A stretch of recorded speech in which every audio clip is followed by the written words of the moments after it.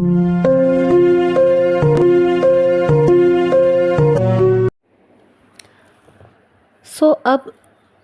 ये है प्रकरण 13। नमस्कार मित्रों।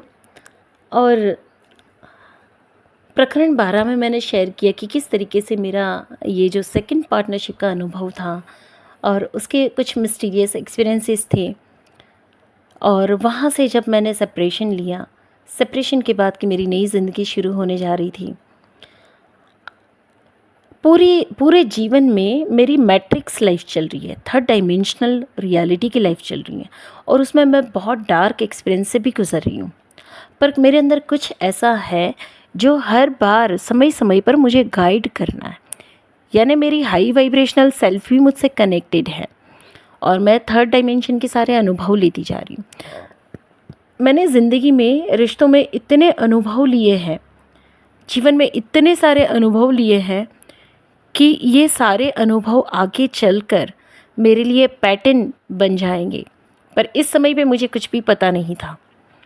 मैं पैटर्न्स को डिकोड कर रही हूँ या पैटर्न्स को अनुभव कर रही हूँ, पर ये वाला हिस्सा मुझे बिल्कुल पता नहीं था कि मैं एक रिसर्चर हूँ। मैं तो बस यहाँ पे विक्टिम थी। मैं दुखी थी, मैं तकलीफ़ में थी। अब मैंने 3 BHK घर लिया। मैं नेचर से कनेक्ट होना चाहती थी, तो मैंने ऐसी जगह पे घर लिया जहाँ शहर ख़त्म हो रहा हो। उसके बाद कोई शहर नहीं है, सिर्फ वृक्ष हैं, वो नेचर है, प्रकृति है। तो बालकनी से अच्छा सा व्यू आता, खिड़की से अच्छा सा व्यू आता और मैं घंटों तक बैठ कर देखती रहती। अब मुझे अंदर से रिग्रेट होना शुरू हो चुका था कि अब मैं क्या फेल्यूर, लाइफ में सबसे बड़ी फेल्यूर, ना अच्छी पत्नी बन पाई, ना अच्छी माँ बन पाई, ना अच्छी बेटी बन पाई, ना अच्छी दोस्त बन पाई हूँ, ना अच्छी प्रेमिका बन पाई हूँ। हर लेवल पे फेल्यूर है। यहाँ तक कि मैं बिज़नेस को भी स्टेडीली नहीं कर पा रही हूँ।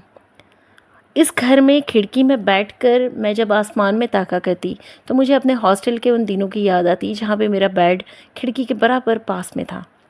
यहाँ पे भी मेरा बेड खिड़की के बाजू में है और उसी बेड पर बैठकर मैं बाहर आसमान में ताका करती और घंटे मेरे बीत जाते और सोच रही थी कि अब करना क्या। रेंट देना है, खर्चा निकालना है, कब तक। हालांकि इन सारी सिचुएशंस में भी मैं अवॉइड करती हूँ कि मैं किसी से लूँ। कहीं ना कहीं से मेरा चल जा रहा है, कुछ ना कुछ तो मैं कर ही ले रही हूँ। तो उस समय पे मैं एक फैक्ट्री में जॉब करती थी। जब मैं 7x7 के घर में रह रही थी और मेरा सेपरेशन का दौर चला था, मैं एक फैक्ट्री में जॉब मैंने स्वीकार कर ली थी। मुझे कितना चाहिएगा, महीने के 20,000, उतना मैं कमा लूँगी। तो उस फैक्ट्री में जॉब करते हुए लॉकडाउन आया था। लॉकडाउन के बाद फिर से मैंने जॉब कंटिन्यू की थी और मैंने घर शिफ्ट किया। उस समय पे भी डिपॉज़िट के पैसे मेरे पुराने बुटीक के जो कस्टमर्स के पैसे लेने थे वहीं से आ जा रहे थे। तो अभी भी मेरे पास पैसे कहीं ना कहीं से चल रहे थे। सेविंग मेरे पास कभी नहीं होती थी, पर मेरा काम चल जाता था। तो मैंने घर शिफ्ट कर लिया और जॉब मेरी चालू थी। और एक समय ऐसा आया कि जॉब में 3 महीने की मैंने सैलरी नहीं ली थी। तो अब मैंने सैलरी मांगी कि आप मुझे सैलरी दीजिए, मुझे घर शिफ्ट करना है, पेमेंट करना है और मेरे पास खर्चा भी है। फैक्ट्री से धोखा मिल रहा है कि लॉकडाउन की वजह से सबकी सैलरी काट दी गई है और अब किसी को कुछ नहीं मिलेगा, हमारे पास पैसे नहीं हैं। दैट वाज अनदर शॉक कि 70,000 रुपीज़ उस समय मुझे लेने थे और वो पैसे आते तो मेरा घर शिफ्ट हो जाता, डिपॉज़िट हो जाती और मेरे जीवन का कुछ सोर्स बन जाता। जबकि वहाँ से बहुत बड़ा धोखा, and that was literally shock. अब यहाँ पे मेरे अनुभवों से जब मैं ये बात करती हूँ कि अगर आपके ज़िंदगी में कुछ अनुभव आपको मिल रहे हैं तो उसके पीछे कहीं ना कहीं पे आपके कोई कर्मा काम करते हैं और जो सफ़र कर रहा है वही विक्टिम है। ये मेरा फॉर्मूला है। पर जब यहाँ पे इस फैक्ट्री में पैसे मुझे नहीं मिल रहे हैं या धोखा हो रहा है तो यहाँ पे ये फीलिंग नहीं आ रही है कि ये मेरे लिए कोई बहुत बड़ी सफ़रिंग है या कोई बहुत बड़ा धोखा है जिसका पास्ट लाइफ मुझे देखना पड़ेगा। मैंने न जाने पास्ट में किसी के पैसे चुरा लिए होंगे या किसी के खा लिए होंगे और मेरे पैसे जा रहे हैं। No, not that. ये वो स्थिति नहीं थी। दुख हो रहा है, पैसे जा रहे हैं, पर उसका इतना पैसे का जो डीपर लेवल पे अटैचमेंट और हर्ट होना चाहिए वो नहीं था। एक अवेयरनेस थी कि ये 3 महीने की मेहनत की है, इतने लोग हैं जिनके सारे ही पैसे निकल रहे हैं और फैक्ट्री का मालिक अय्याशी करने में, लॉकडाउन में नशा करने में सारे पैसे खर्च कर देता है और उसके बाद बहाना करके बताता है कि अब किसी के पैसे नहीं हैं, पैसे नहीं मिलेंगे। तो मतलब वो एक फैक्ट्री का विनाश हो रहा था, पूरा ब्रेकडाउन आ रहा था कि हर कोई छोटे इंसान जो भी काम कर रहे थे, मज़दूर जो भी थे, उन सब के साथ एक बहुत बड़ा धोखा रचा जा रहा था। And that was new beginning.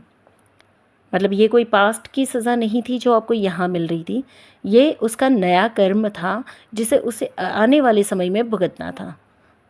तो ये वो स्थिति थी और वहाँ से खाली हाथ निकलती हूँ मैं और मुझे दिख रहा है कि अब तो सब कुछ गया, ना रिश्ते रहे हैं अब, ना पैसे रहे हैं अब, खाली हाथ खड़े हैं और करना क्या है, कैसे करना है।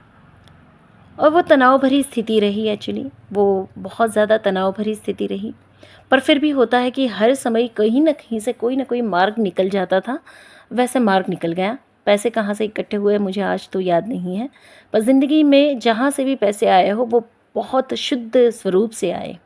कभी एक पैसा किसी का गलत नहीं आया या कभी कोई गलत काम मुझे ज़िंदगी में नहीं करना पड़ा पैसे कमाने के लिए। इतनी कृपा ईश्वर की हमेशा मुझ पर बनी रही। मैं हमेशा, मुझे ऐसा फ़ील होता था कि मैं जैसे समृद्धि की खादान हूँ। ना कभी मेरे बुटीक में कपड़ों की कमी पड़ी, माल कम हुआ, चीज़ों की कमी पड़ी, कभी मेरे पास मटेरियल की कमी पड़ी। सुविधाएं मेरे जीवन में हमेशा बन जाती हैं, घर गाड़ी और सुविधाएं सब कुछ बन जाता है। कहाँ से आता है पता नहीं, पर हो जाता है। तो मैंने ये मन मनाया कि ज़िंदगी में अनजाने में भी अगर कहीं से किसी का मेरे पास आ चुका होगा ना, तो ये गया, अच्छा हुआ गया। वहाँ से मैंने सोचना शुरू किया कि अब क्या करना। तो मैंने कहा कि मैं अपनी फैक्ट्री डालती हूँ, मुझे अपनी फैक्ट्री चालू करनी है, अब मुझे अपना व्यापार करना है। जिसकी शेयरिंग मैंने शुरुआत के प्रकरण में की थी कि कहाँ से मैंने फैक्ट्री शुरू की थी। जब उस फैक्ट्री में जॉब करते हुए मेरी सैलरी नहीं मिली, तो उसके बाद मैं उनसे लड़ कर बोल कर आई थी कि आपको ये जो 70,000 है उसको डाइजेस्ट करने में बरसों लग जाएंगे, याद रखिएगा। पर ये 70,000 क्या, मैं 7 करोड़ रुपए भी आने वाले 7 महीने में कमा लूँगी। याद रखिएगा ये इस बात को मेरी, मैं कहीं से भी पैदा कर लूँगी पर आपको नहीं बचेंगे। ये चीज़ मैं उनको बोलकर निकली थी और लकीली ऐसा हुआ कि एक बड़ी कंपनी थी जहाँ पर मुझे एक डिज़ाइनर की जॉब मिली, प्रोडक्शन हाउस था और सैलरी मेरी 1.5 लाख रुपया है। और वहाँ से मुझे पैसे आए और मेरा घर शिफ्टिंग हुआ। अब मुझे याद आया कि मुझे वहाँ से सैलरी मिली थी 1-1.5 महीना जॉब करने की और वहाँ से मैंने आगे का जीवन बढ़ाया।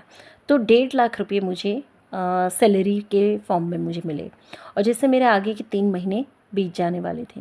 उन्हीं पैसों से मैंने एक छोटी सी ऑफ़िस खरीदी, रेंट पे ली। हर बार मैं बोलती हूँ खरीदी, मुझे तो यही फ़ील होता है कि मैं ख़रीद रही हूँ, हालांकि वो रेंटेड थी। और मैंने उसमें 1-2 मशीन लगाए और प्रोडक्शन शुरू किया, सैम्पलिंग तैयार की, सैम्पलिंग मार्केट में घुमानी शुरू की। अब उस पुरानी फैक्ट्री में जहाँ पे मैं जॉब कर रही थी, वहाँ पे मेरे साथ एक कटिंग मास्टर थे, एक लड़का था 20-22 साल का। उसने मुझे बोल रखा था कि जब भी आप अपना काम शुरू करो ना, तो आप मुझे अपने साथ ले लेना, मैं आपके साथ काम करूँगा। तो जब मैंने अपनी फैक्ट्री शुरू की तो मैंने उसे अपने साथ ले लिया, क्योंकि वो भी वहाँ से बिना पैसे के निकला हुआ था, उसकी भी जॉब और उसकी भी सैलरी नहीं दी गई थी, धोखा हुआ था। तो उसने मेरे साथ काम करना शुरू कर दिया और धीरे धीरे 2 कारीगर और कटिंग मास्टर और मैं 4-5 जनों ने मिल के काम शुरू कर दिया। और जैसे ही हमने काम शुरू किया, प्रोडक्शन शुरू हुआ, धीरे धीरे आइडिया आने लगा कि अब इसे कैसे बढ़ाएं। फिर एक इन्वेस्टर आए जो मेरा फ्रेंड ही था। हमने उसे इंसिस्ट किया कि आप हमारे साथ पार्टनरशिप में आ जाएं और हमें ये फैक्ट्री को बड़ा करना है, बट वी नीड इन्वेस्टमेंट, हमारे पास पैसे नहीं है ज़्यादा, तो अगर आप कुछ इन्वेस्ट करेंगे तो हम ये फैक्ट्री शुरू करते हैं और पार्टनरशिप शेयर करेंगे। तो वो एग्री हो गया और उसने इन्वेस्ट किया, हमने काम करना शुरू किया और ऐसे करते हुए हमने 1 या 2 ही महीने के अंदर जो 200 स्क्वायर फीट की ऑफ़िस के अंदर हमने ये काम शुरू किया था, उसको हमने एक 1000 स्क्वायर फीट की फैक्ट्री में कन्वर्ट किया। वहाँ पे कुछ मशीन्स बढ़ाए हमने, ख़रीदे सारे मशीन और काम बढ़ाया, प्रोडक्शन बढ़ाया। 6 महीने तक लगातार हमने काम किया। प्रोडक्शन खूब बढ़ने लगा था। अब हमें पेमेंट की ज़रूरत थी, पैसा और ज़्यादा चाहिए था और ज़्यादा इन्वेस्टमेंट के लिए मेरे उस फ्रेंड ने मना किया कि मैं इससे ज़्यादा इन्वेस्ट नहीं कर सकता हूँ। और मेरा ये था कि ज़िंदगी में मैं रिश्तों में फ़ेल हुई हूँ, प्रेम में निष्फल रही हूँ। अब मेरी ज़िंदगी में बचा और कुछ नहीं, एटलीस्ट मैं व्यापार तो अच्छे से करूँ और मुझे बहुत बड़ा व्यापार करना है। मुझे ये तो पता था कि उस फ़कीर ने बताया था कि तेरी तकदीर का सितारा एक दिन आसमान की बुलंदी पे होगा, पर अब ज़िंदगी तो हर जगह से ब्रेक हो रही है, सब कुछ ब्रेक डाउन है। तो मुझे लगा कि शायद मैं व्यापार करने के लिए बनी हूँ, मेरे अंदर बहुत सारी पावर है, मैं व्यापार कर सकती हूँ अच्छा। तो मैंने अपने उस फ्रेंड से कहा कि मेरे पास गँवाने के लिए तो कुछ नहीं है, पर क्रिएट करने के लिए सिर्फ ये फैक्ट्री है। अगर तू इन्वेस्ट नहीं कर सकता है तो हमें किसी और इन्वेस्टर को ऐड करना पड़ेगा। अब तेरे पास ज़िंदगी का पूरा हिसाब है कि तू सक्सेसफुल है अपनी ज़िंदगी में, तुझे कोई ज़्यादा फ़र्क नहीं पड़ता है, पर मुझे प्रूव करना है कि मैं जीते जी मेरे पापा को एटलीस्ट सुकून दे पाऊँ। मेरा एक ही मोटिव था, मेरे फादर को सुकून देना कि मेरी बेटी अब अच्छा कमा रही है और वो अच्छे घर में रह रही है, अच्छा जीवन जी रही है। भले उसकी लाइफ में पार्टनरशिप नहीं है, but she is living happy life.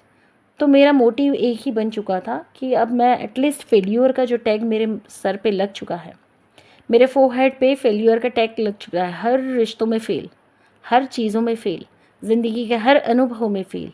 At least मैं व्यापार करके तो अपने पापा को अपना नाम बना सकती हूँ। तो ये एक मेरा मोड़ था कि मुझे जहाँ से काम आगे बढ़ाना था और ये काम आगे बढ़ाते हुए एक और पार्टनर आए जिन्होंने इन्वेस्ट किया। हमारे वो पिछले इन्वेस्टर को हमने विथ प्रॉफिट उनका अमाउंट लौटा दिया और नया काम शुरू किया।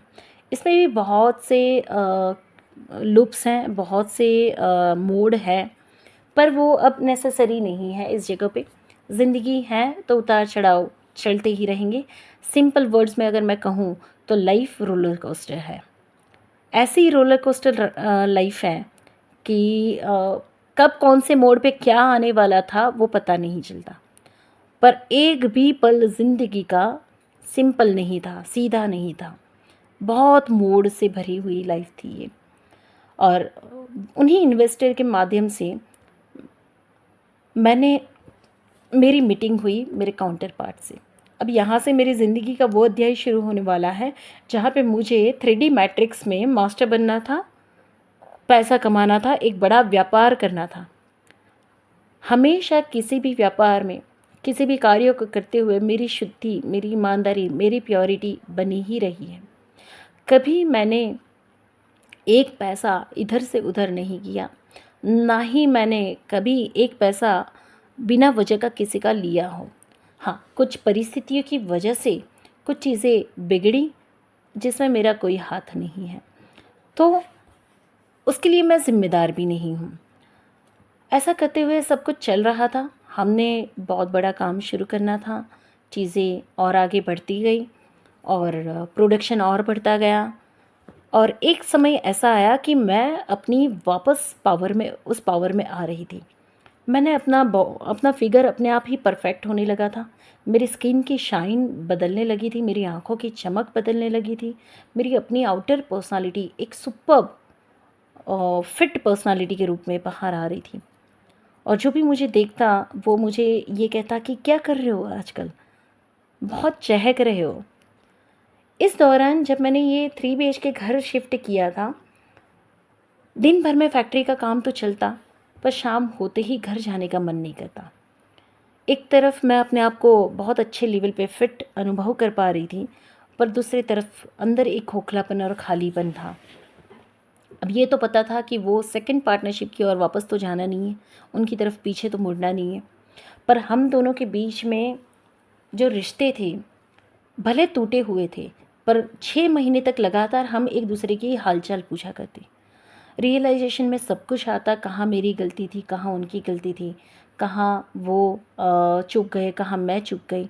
सेल्फ रियलाइजेशन बहुत था, फॉरगिवनेस बहुत थी कि जिसे प्रेम किया या जिसे चाहा उसके लिए नफ़रत कैसे।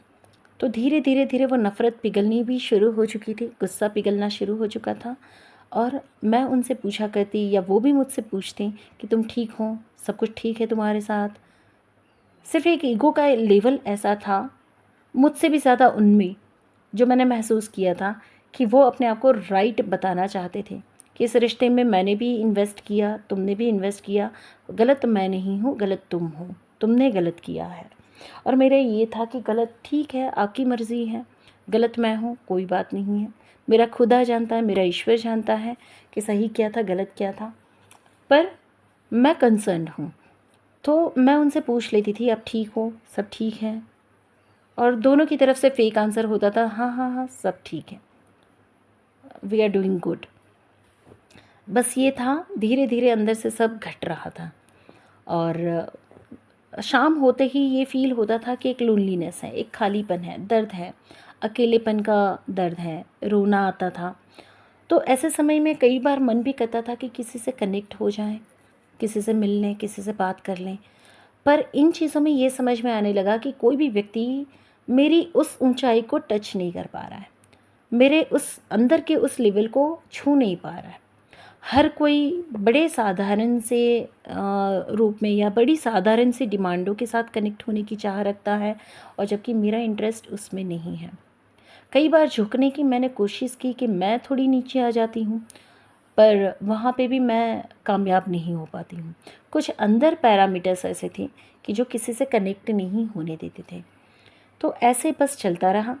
और एक समय ऐसा आया कि मैं डिप्रेशन में जाने लगी। बहुत सिवियर डिप्रेशन था। धीरे धीरे धीरे ऐसा होने लगा कि बॉडी में अलग अलग जगह पे पैचेस बनने लगे, अचानक से स्वेलिंग आने लगी, अचानक से कुछ बॉडी में ऐसी एंजाइटी शुरू होने लगी। क्या हो रहा था पता नहीं चल रहा है।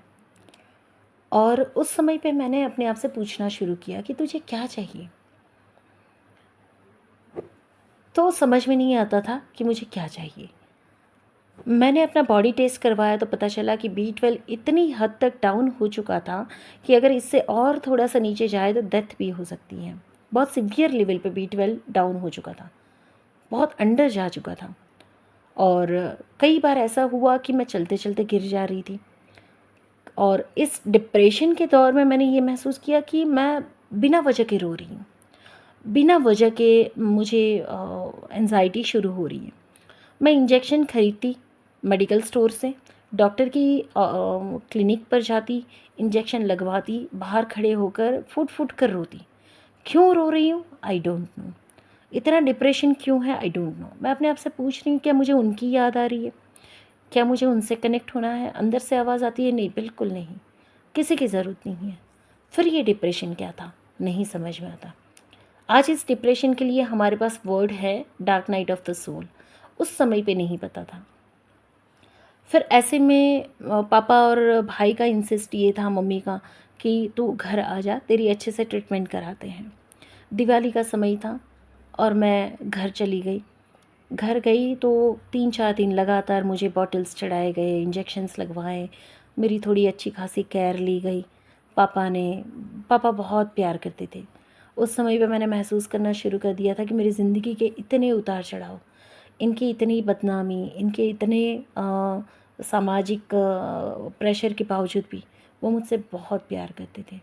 हर कोई मुझे बहुत चाहता था।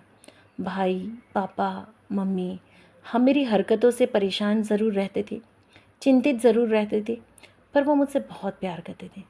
तो उन लोगों ने मेरी अच्छी खासी केयर ली। पापा बहुत ज़्यादा कंसर्न्ड हो रहे थे मेरे लिए कि क्यों रह रही है वहाँ पे अकेले, क्यों रहना है तुझे, हमारी आंखों के सामने रहे तो और ज़्यादा अच्छा रहेगा। और मेरा ये था कि मैं अपनी फ्रीडम को छोड़ना नहीं चाहती हूँ, मैं फिर से बनना नहीं चाहती हूँ। और मेरे लिए पापा, भाई, मम्मी और उनकी शेल्टरिंग यानी उनके तरीक़ों से जीना, फिर एक कैद, फिर एक बंधन।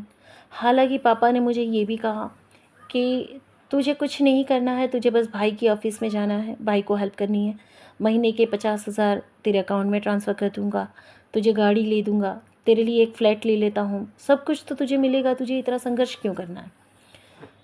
तो मेरा ये था कि मैं सोच रही थी कि करूँ क्या करूँ। एक तरफ डिप्रेशन, और उस डिप्रेशन के मोड़ पे एक बार तो मुझे भी लगा कि ठीक है, मैं इनकी मान लेती हूँ, मैं इनके साथ रहती हूँ।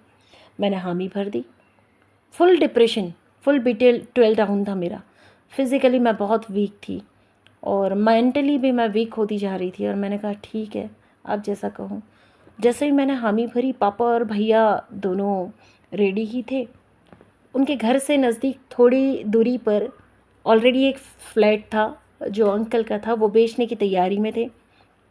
पापा से उनकी बात चल रही थी। जैसे मैंने हामी भरी कि दूसरे ही दिन जाकर सौदा कर आए, पूरा 3 BHK का फ्लैट विथ फुल फर्नीचर मेरे लिए ख़रीद लिया। और इनको तो लग गया कि मैं तो आ रही हूँ, और बस बोल दिया गया कि अब ठीक होकर जाओ सूरत और अपना सारा सामान खाली करके ले आओ, तुम्हारे लिए घर भी ले लिया है। तो इस कंडीशन में धीरे धीरे मुझे समझ में आया कि डिप्रेशन के मोड़ पे मैंने अपनी आज़ादी बेच दी है। ये मैं क्या कर रही हूँ। अब पापा इतने खुश हैं कि मेरी आंखों के सामने रहेगी। अब उनका कोई स्वार्थ नहीं है, वो चाहते हैं कि अपनी बेटी को जब तक वो जीवित हैं अच्छी सुविधा दें, मेरा ख्याल रखें। पर मेरा ये है कि मुझे और अनुभव बहुत से करने होंगे, शायद मेरे एक्सपेरिमेंट्स चलने होंगे, मुझे और आगे निकलना है। तो मैं अपनी आज़ादी को किसी भी हाल में सेक्रीफाइस करने को तैयार नहीं थी, और मैंने कहा ठीक है, मैं सूरत जाती हूँ और अपना काम निपटा के अपना सब कुछ वाइंड अप करके वापस आती हूँ।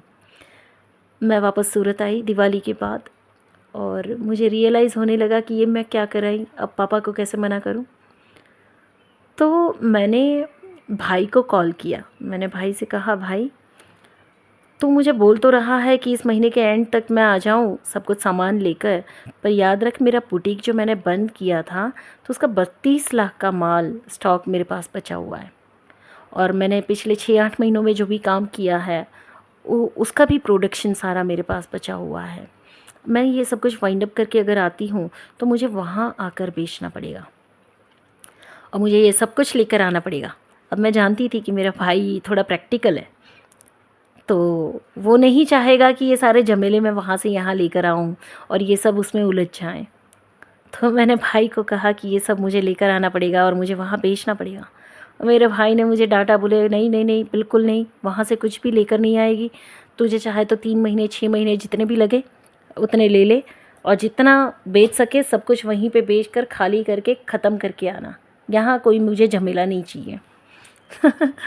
And I was smiling. मुझे यही चाहिए था कि मुझे थोड़ा एक्सटेंशन मिल जाए, और वो मुझे मिल गया। तो फिर पापा से बात हुई तो मैंने कहा भाई ने मना किया है कि ये सब सामान लेके अभी नहीं आना है, मुझे वहीं रहकर बेचना होगा और सब ख़त्म करके ही मुझे आना होगा। तो पापा बोले ठीक है, अब भाई के ऊपर तो मैं नहीं जा सकता हूँ, तो ठीक है तू जल्दी से जल्दी सब कंप्लीट कर और फिर आ जा। तो मेरे पास अब 3 महीने का टाइम था, और इस 3 महीने में मुझे और ऐसा पैर जमाना था कि जिससे मैं बोल पाऊँ कि अब मैं यहाँ पे ही अच्छा कमा रही हूँ, अब मैं यहाँ पे ही अच्छा जीवन जी रही हूँ, आई एम हैप्पी, और मैं वहाँ आके क्या करूँगी पापा। तो बेटर है आप उस फ्लैट को अभी आप रेंट पे लगा दो। तो 3 महीने का समय था और मुझे एक्सपांशन करना था, और मैंने एक्सपांशन करना शुरू किया। लकीली मैंने मैनिफेस्ट करना शुरू किया, मैनिफेस्टेशन वर्क कर गई, इन्वेस्टर पार्टनर आ गए, इन्वेस्ट हुआ, चल रहा है सब कुछ, और चीज़ें वैसी की वैसी आगे बढ़ने लगी जैसे मैंने प्लान की थी। 6 महीने के अंदर तो मैंने पापा को बताना शुरू किया कि पापा मेरी अर्निंग बहुत अच्छी है, मैं बहुत अच्छा जीवन जी रही हूँ और सब कुछ ठीक है, और मैं बहुत अच्छी जगह पे भी रह रही हूँ। वो जो फ्लैट मैंने लिया था शहर के एकदम एंड पे, वहाँ से मैंने 6 ही महीने के अंदर फ्लैट चेंज कर दिया, ऐसी कम्युनिटी में लिया कि जहाँ से लोकेलिटी अच्छी है और व्यूज़ और भी अच्छे आ रहे हो। थोड़ा और हाई फाई एरिया में मैं चली गई, थोड़ा रेंट ज़्यादा था पर मैं अफोर्ड कर सकती थी। उस दौरान जहाँ पे मैं उस पुराने फ्लैट में जहाँ रह रही थी, वहाँ पे डिप्रेशन जब आना शुरू हुआ था, वापस मैं जब घर से आई तब अकेलापन लगता था। मैंने अपने आप से फिर से पूछा कि तुझे क्या चाहिए?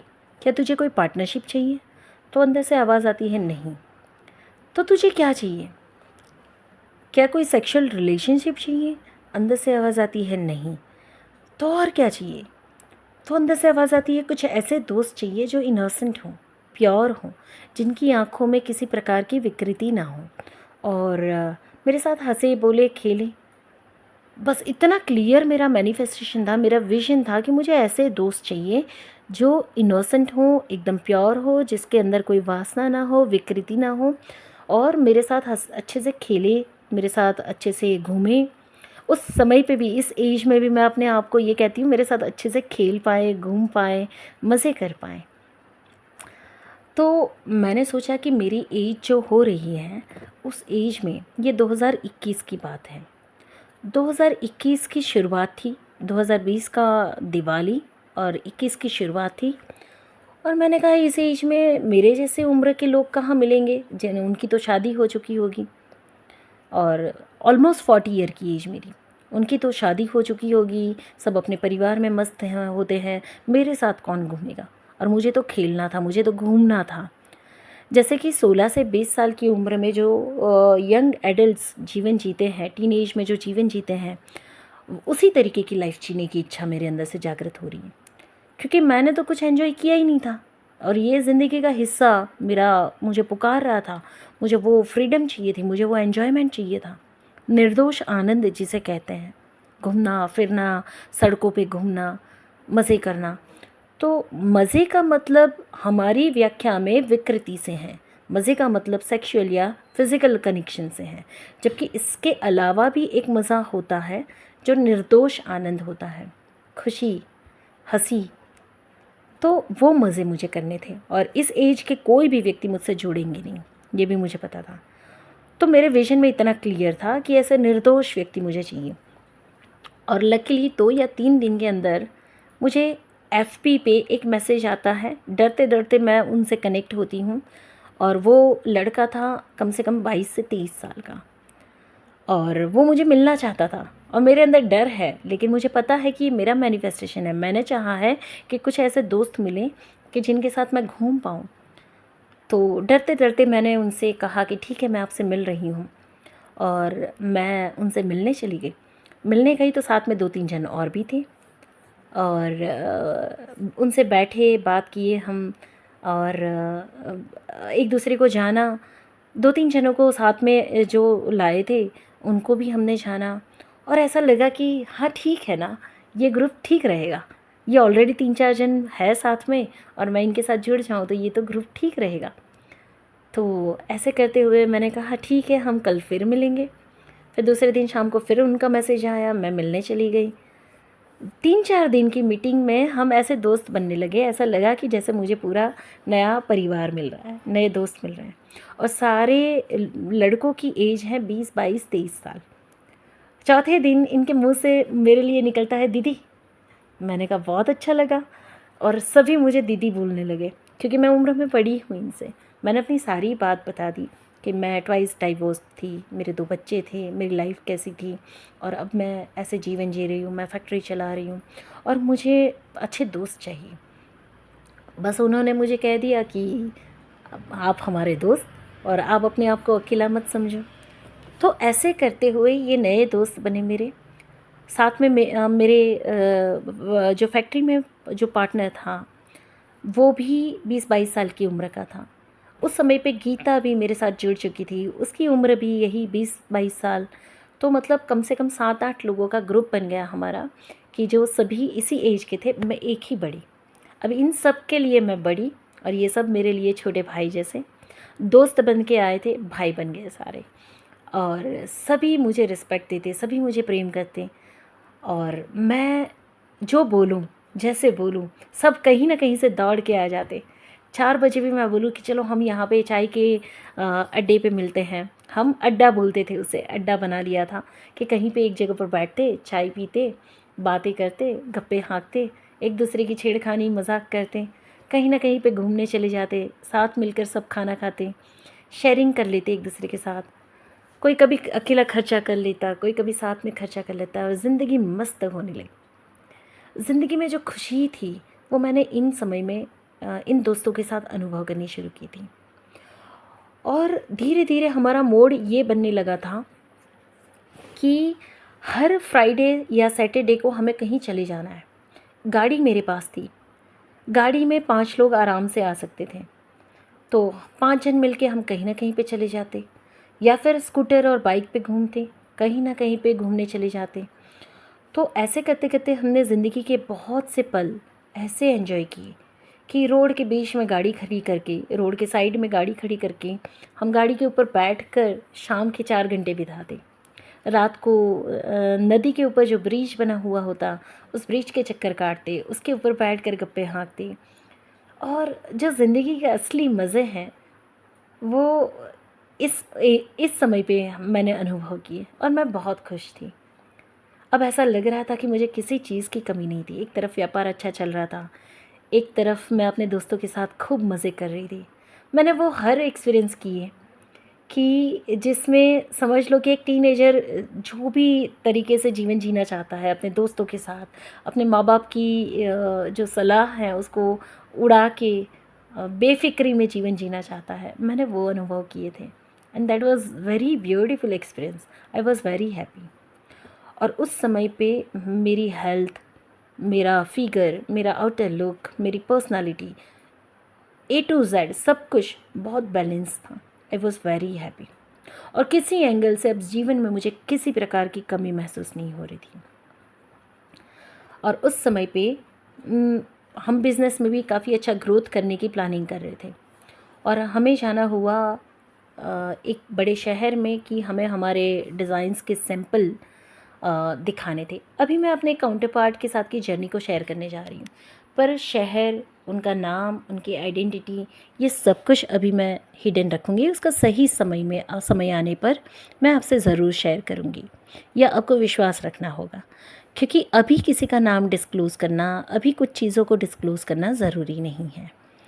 और अभी अभी वो समय नहीं आया है। जब पूरा समय आएगा आई विल डेफ़िनेटली शेयर। तो हमें एक बड़े शहर में जाना था कि जहाँ पे हम अपने सैंपल्स को दिखा के बड़े ऑर्डर्स ले पाएँ। तो टोटल हम 3 पार्टनर थे और उसमें एक पार्टनर जो थे वो एज में हमसे बड़े थे, काफ़ी अनुभवी भी थे और हमें उनके लिए बड़ी रिस्पेक्ट भी थी। और हम ये चाहते थे कि उन्होंने ज़िंदगी में बहुत कुछ अचीव किया है, तो वो अपना ज्ञान थोड़ा हमें दें।